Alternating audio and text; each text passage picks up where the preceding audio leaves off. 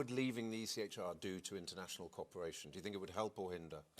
I don't, it's, when it comes to our borders, well, help or hinder is irrelevant. Yeah, I find it amazing that a country of how great I believe we are, that we cannot protect our own borders and we've got people coming over in small boats. And I don't understand how that's happening and how we can't use our Royal Navy and actually protect our borders and send these people back. OK, woman here in the front in the blue shirt. Stephen, you just admitted how difficult the issue is to tackle, and yet the government continues to blame the last government for all the issues that are happening now. Is there no way that the parties can come together and have some cross-party work on this? Because it's a topic that keeps coming up now and again. It's very emotive, and it doesn't seem to be that any one party is going to be able to solve this issue. Nadine. So, the man in the blue shirt, you're absolutely right.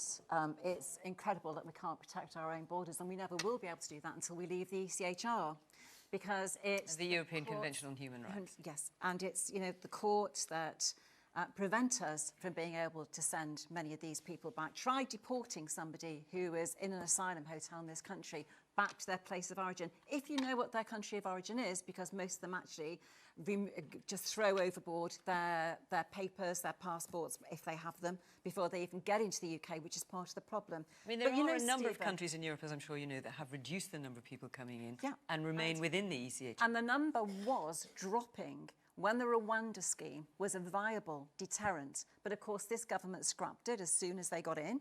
It no longer became a deterrent. And Stephen, you can't blame... Well, hang on, the judges stopped it as well. The court stopped it. So that's why it didn't get off the ground. And then Labour came in and they decided not to. And they did not continue we're never, ever going to continue with it. And they made that clear during the general election.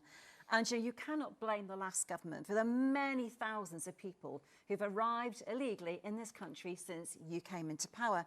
You know this one-in, one-out scheme? We've sent 46 back out of thousands. 46 have gone back, but France have sent us 23. And out of those 46, one of them has come back again.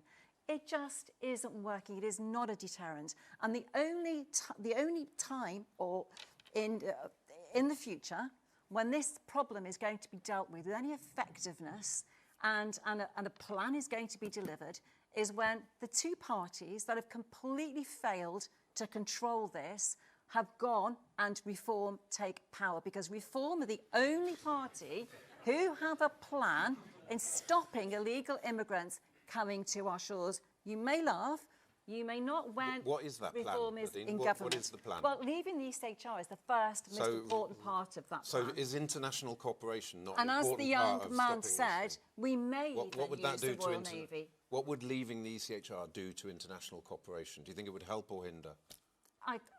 I don't, it's, when it comes to our borders, well, help or hinder is irrelevant. Help or hinder is totally irrelevant.